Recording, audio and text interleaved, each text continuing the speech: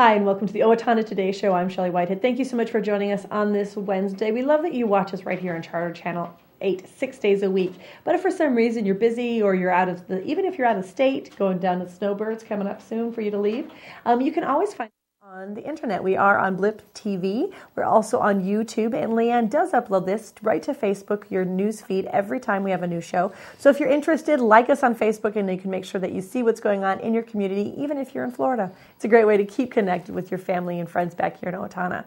We love that you tell us the things you want to see right here on the Owatonna Today Show. We're always looking for great new ideas. So if you have an idea of something you'd like to see, all you have to do is give Leanne a call at 390-5751, or you can send us an email at owatonnatoday@charter.net and let us know so we can make sure you're getting the information you'd like to see.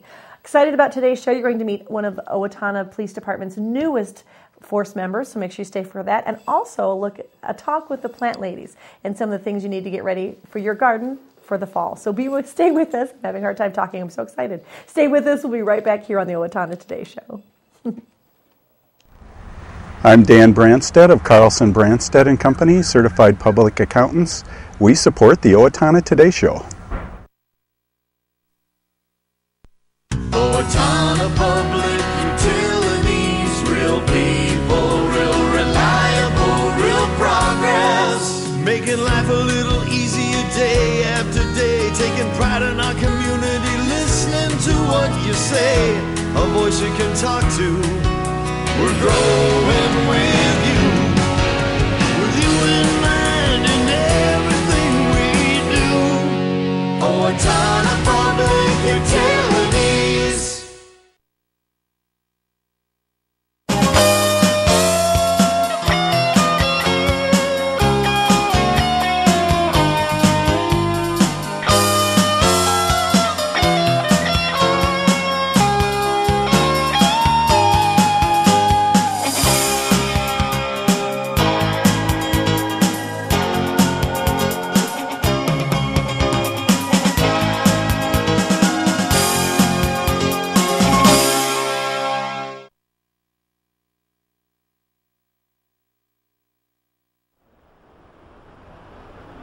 Hi, this is Laura Ressler greeting you from the Steele County Historical Society's History Center, where we're honoring the past and looking towards the future. We're proud to be a sponsor of the Owatonna Today Show.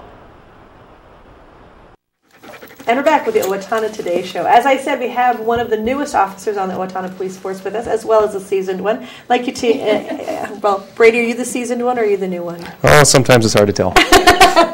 This is Officer Brady Fox. He is with the Owatonna Police Department, and he has his newest partner with us. Would you go ahead and do a quick introduction of yourself and this fine fellow here? Yeah, like you said, I'm Officer Brady Fox. I've been with the Owatonna Police Department for a couple years. I've been a police officer for a total of 9. And this is my partner, Kash. He's a 2-year-old German Shepherd that was imported from Slovakia. And he's been with us now since about February of last year. Now, what is the history? Do you know a little bit of the history of the police dog with the Owatonna Police Department? Yeah, this is our second police dog. We had a previous German Shepherd that also came from Slovakia. His name was Bullet, and he's been had served with the Owatonna Police Department since 2005. He's checking, making sure I'm safe. That's all. Come here, bud. Come. Now, this is, I think, very typical behavior for him, isn't it? Yeah, he's definitely into stuff. He's always checking everything out, and that's exactly why these dogs are selected. If they were content and weren't curious and didn't have a high drive, they wouldn't be very good police dogs. So they make pretty lousy pets, but they make excellent service dogs. Now, when we talk about these dogs, do you mean German Shepherds or these specific dogs that are bred from Slovakia? These specific dogs, they do everything from German Shepherds to some agencies still use Rottweilers to there's a very common police dog. It's called a Belgian Malinois. That is very similar to a German Shepherd. They're just a little bit smaller, okay. And they're pretty fast, and they differ in a lot of ways, but they're very similar in a lot of ways as well. Okay, so tell us a little bit. What is Kash's job description? What is he supposed to do? Well, he's referred to as a use of force multiplier and a location tool. We use these dogs primarily for their nose and for their teeth. These dogs, they're definitely an effective tool that we use on a day-to-day patrol basis, whether it's clearing buildings if the building has an alarm or a possible burglary situation, to looking for somebody in a large open area where we're not exactly sure where they are. We'll put the dog on a longer lead or a leash, 15 to 30-foot leash, and we'll let them search out ahead of us to locate that person. In addition to that, they're trained in tracking suspects, which is, of course, putting their nose to the ground and actually tracking a specific scent. Yeah, the ground surface that that has a specific scent pattern in it. In addition to that, they're used for narcotics work as well as article searching. And that refers to any kind of evidence that a suspect might leave behind. If a suspect, for example, would run from us and they drop a weapon or they drop some kind of evidence in a crime, whether it be burglary tools or whatever, he's trained to search for that if it has human scent to it. And then the big one, of course, is all the apprehension work and the bite work that they're trained in doing to assist in keeping officers safe and reducing injury and risk to us. How many hours of training do you think you and Kash have put in together so far? Countless. Countless. Yeah, seems like an eternity. But we lived up in St. Paul together for 3 months, from beginning of March till the end of May. Up in St. Paul through the St. Paul Police Department, they were our host training agency, and we did training in agility, obedience, the apprehension work, and then all of the tracking and article searches, building searches, area searches, all of that up there. And then since we've been back, we've been working the road this summer, and it's pretty much a daily thing that we're at least trying to get some repetitions or enhance the training in some area or another. You never know when that call for service might come, and it's important to make sure that he's ready and that I'm ready. You mentioned that this was something that you've been dreaming of doing, is working with a service dog. What has surprised you about working with him as a partner? I think just his overall ability to pick up on the stuff that we're working with. I mean, this dog is so unbelievably smart.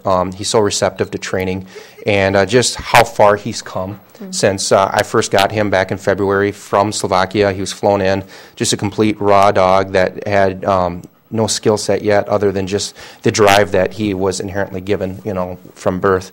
And to take those drives, to take his ability to do this job and enhance it, and to actually see how far he's come has just been amazing. When people see you working, because you are in Owatonna, yes, and so you have a canine dog car, and you are working in the area, like we were talking earlier, you haven't changed at all from what you normally do. Really, you just kind of keep doing your same job that you did before. What, if people see him in Kash, how should they interact with him? We just ask that they stay back. On my squad car, it does say caution, stay back. The dog is trained in handler protection.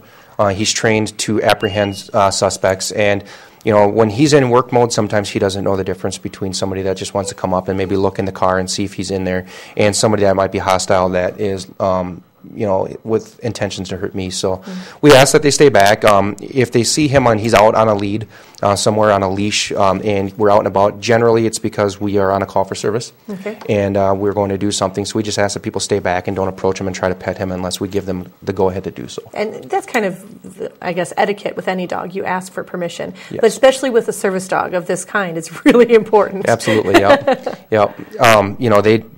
Generally, the public doesn't know what we're doing. They see an officer out and about, and it could be the middle of the day or it could be at night sometime. And, generally the public's not going to know if we're on an alarm call, if we're on a possible burglary call, or if maybe I'm just out checking doors, at 2 o'clock in the morning. So it's just important to make sure that they are staying back and communicating with us, so we know their intentions. And Kash's training is not done. So you, like you were saying, he's got search and rescue skills under his belt. He's got agility skills. He's got those kind of things, but he's actually got more training to do. Yep, we go back in November. For the entire month of November, we'll be back up in St. Paul through the St. Paul Police Department doing our narcotics certification, during which time he'll be trained in sniffing vehicles, sniffing buildings, schools, so forth for drugs.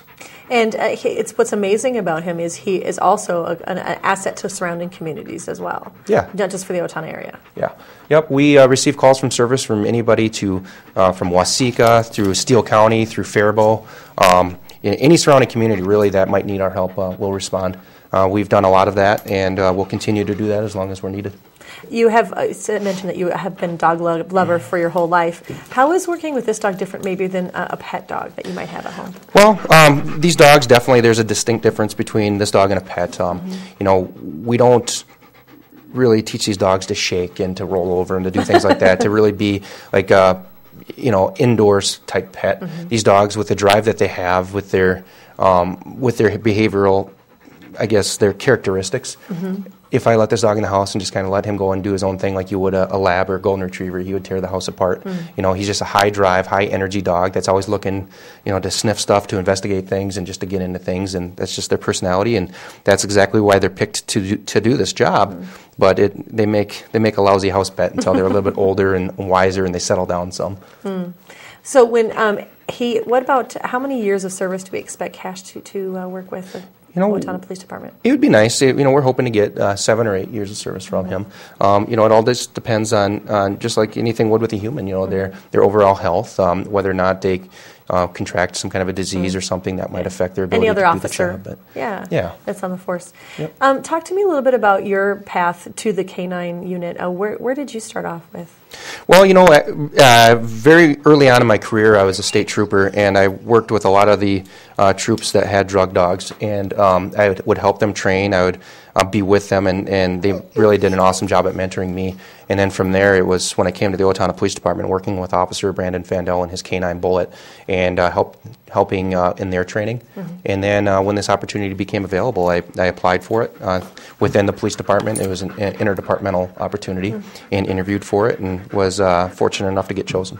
And what assets, what benefits is it to have a canine partner in the police force?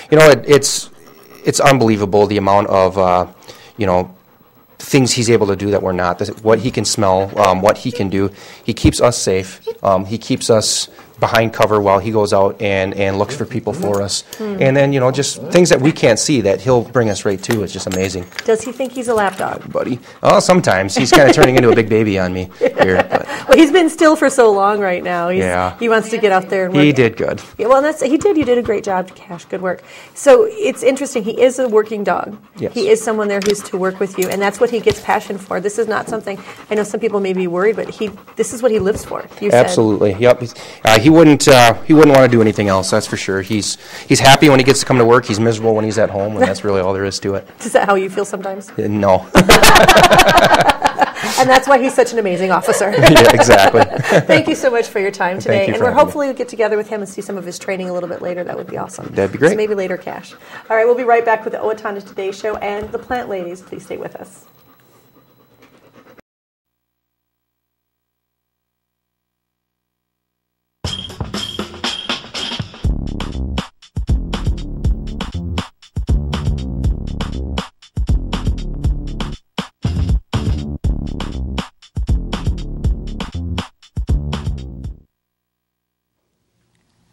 Hi, Ann Plaskanko here from Senior Place, and it's our 25th anniversary this year. We provide health and wellness programs, and one of those programs is massage therapy with Betsy Wright.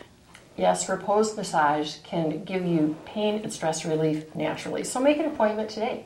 Yes, and find out all the other programs and services we have to offer and join Senior Place today. Do you know how to safely dispose of your expired or unused prescription and non-prescription medications? Not by flushing them down the toilet or putting them in the garbage. Doing so pollutes our rivers, streams, and drinking water supply. Take it to the box instead for safe, secure disposal. It's easy. Bring your unused medications in their original containers to the drop-off locations listed on the screen and drop them in the Take It to the Box drop box. Proper disposal of unwanted medications keeps them out of the hands of children and out of our environment. This is a message from the Safe and Drug-Free Coalition of Steele County. Hello, my name is Katie Marshall. A year ago, my family and I became homeless. We were scared and alone. Today, with the help of Steele County Transitional Housing and generous donors like you, my family and I are safely housed. I am working, going to college, paying my rent on time. My children have a warm bed to sleep in every night. My family and I are so grateful for this second chance. Please help others in need by donating to transitional housing today. Everyone deserves a safe place to live. Hi, I'm Glenn Mager. And I'm Tim Thomas of the Brick Mager Funeral Home, and we're proud to serve the Medford and Owatonna areas with cremation and traditional funeral services. And we're proud to be a part of the Owatonna Today Show.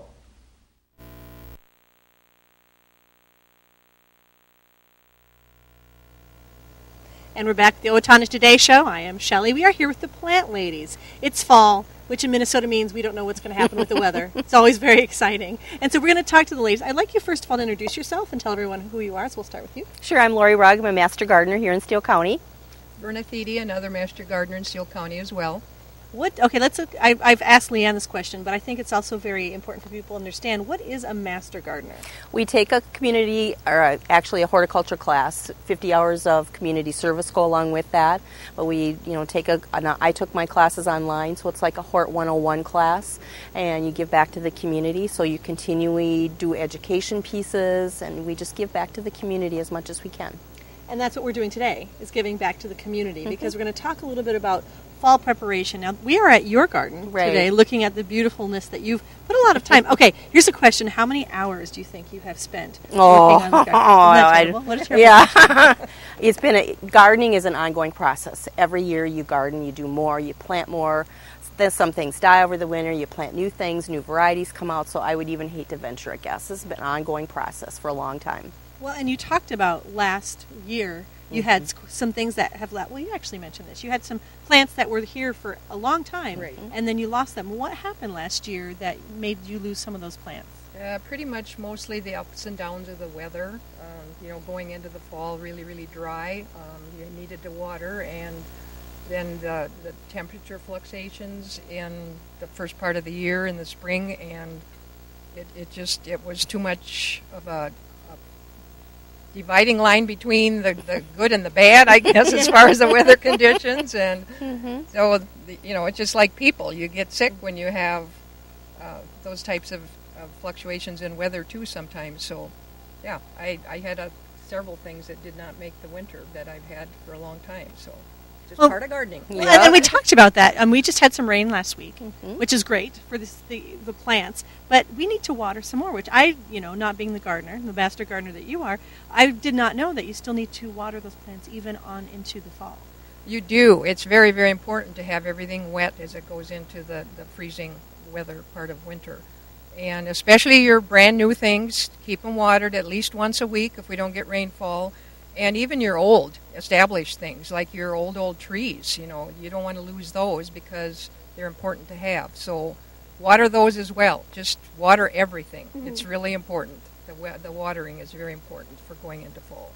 Well, and then there's also another important of going into fall situation, and that's the pruning and making sure that your garden is ready for winter. You talked a little bit to me about it's just like people, in which you said is that they need a coat for winter. So talk to us a little bit about some of the things that you're going to be doing with your beautiful garden and what you might need to prepare it for winter. I like a lot of winter interest in my garden, so I tend to not trim everything off in my perennial bed. A lot of these things, most of them are all perennials, but I leave some of the seed heads, for instance, for the coneflowers. The birds love those, and they have a nesting habitat. They have cover protection, winter protection for the winter.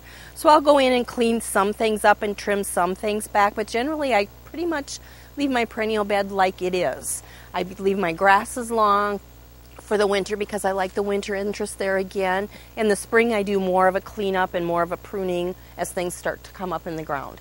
Well, and you mentioned, though, that you will put some kind of cover on them. Yes. Let's talk about that a little. Yep. I usually cut my grass a couple more times yet, mulch my leaves more importantly, and I have a mulching lawnmower, so I mulch them up, and then I put them kind of as a little winter protection. I just kind of lightly layer things over most of my flowers and plants just to give them a little extra winter protection. So there is the school of thought that you prune at the beginning of the fall, and yet you do spring. What have you seen in your garden the difference by waiting until spring? I think I keep more things that way. Last year like Verna, I lost a few things that I'd had in my gardens for years, but I think I feel better when I go into winter knowing they've got a little protection, just like we all are. So I think I do keep things a little bit more long-term that way. You mentioned also that with your plants you like to be able to look out over them and that kind of thing. Talk to me a little bit about the grass that you have. You also are talking about mowing it as well. I think some people forget that. Oh, it's fall, I don't really maybe rake my leaves, but talk about a little bit about the mowing that you have to do. Well, like Verna and I were talking about, they keep theirs about 2 inches long, and I think that's what I'll do because a lot of times you get voles and varmints that burrow under your grass in the wintertime if they are thinking, oh, this is a great place to hang out for the winter. So, by keeping your grass shorter, it just kind of gives it that next kickstart. Also, fall application fertilizer for your yard is the best time of year to do that if you just so do fertilizer. But cutting your grass clippings and leaving them on your yard is also an excellent way to rejuvenate and keep your grass going too. You mentioned deer a little bit ago, and you talked about, actually, I don't know if Leanne can see, but the deer have been munching on, your salad garden. Yes, yes. You have. They are. And you mentioned that you don't have bird feeders and that you like to leave those high. Talk to me a little bit about that and how you deal with when you have rodents and deer and that kind of thing. I've tried just about everything under the planet. I'm not a big chemical user, so I don't like the liquid fence of those kinds of things. So I try to not put the bird seed out so that attracts them through. I try to plant things that I know they're not really attracted to. Deer really aren't supposed to like some of these things, but they eat them anyway. And my garden looks really great, and all of a sudden, one night they come through and wipe everything out. So it's a challenge, but, I realize they have to live too.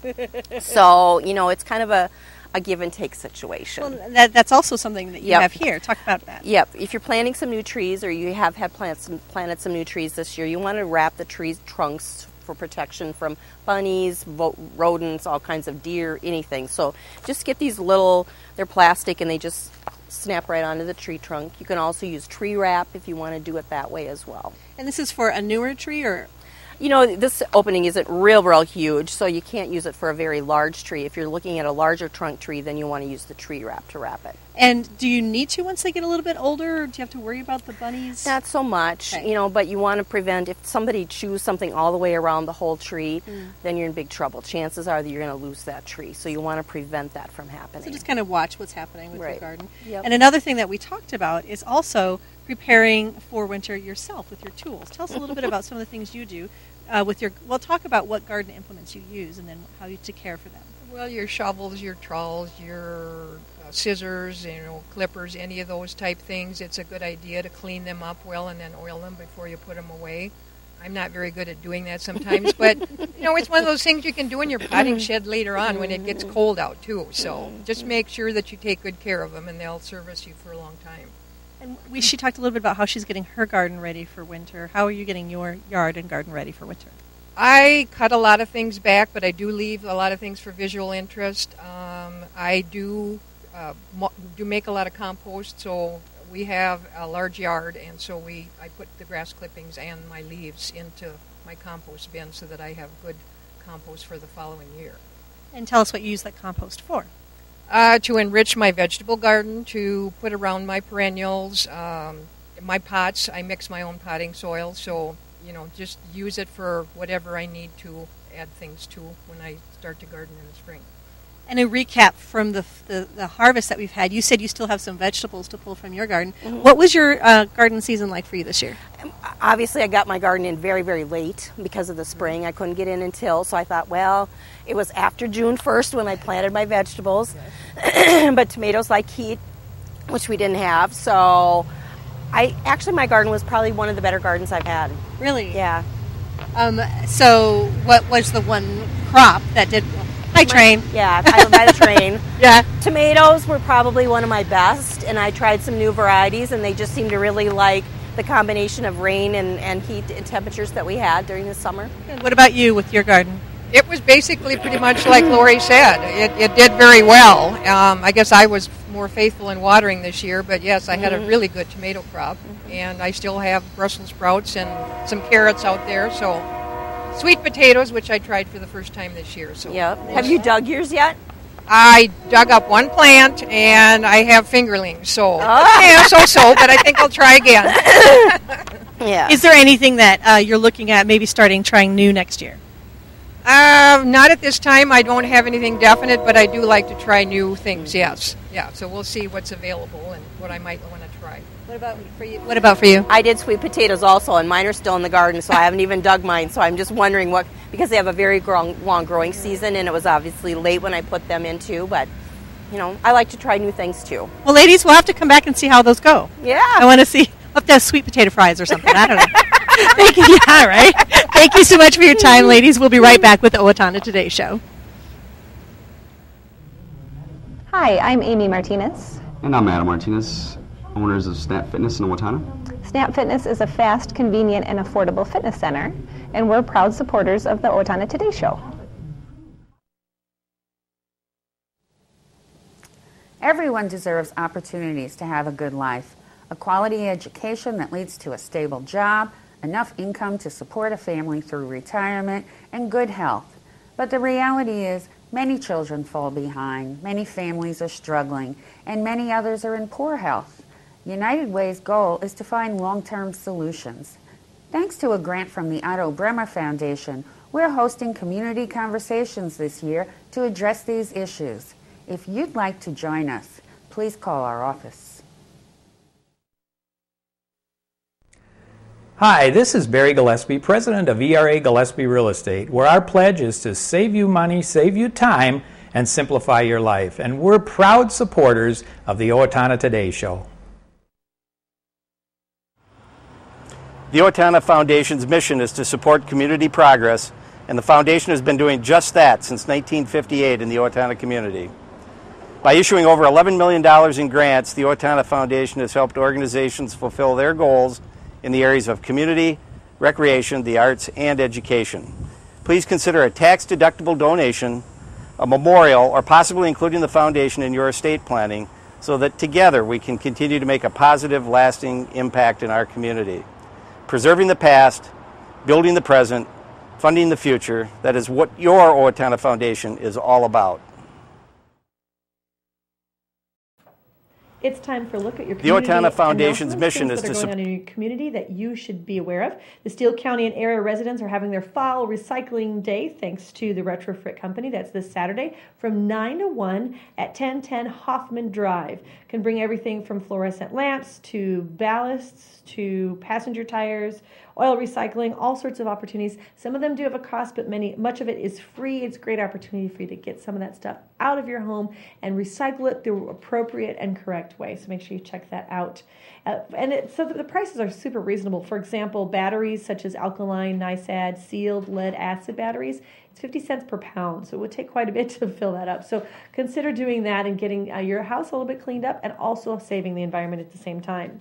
And if you're interested and you saw Kash today and you're like, oh, I wish I had a dog, it's your opportunity. This is Pet Adoption Day this Saturday from noon to 2 at the Owatonna Hometown Motors. If you want more information, you can contact the Steele County Humane Society at 451-4512 and find out what they have available. I know they have cats, but they may have some puppies and dogs available for you to take home and train and be your own little police dog, maybe.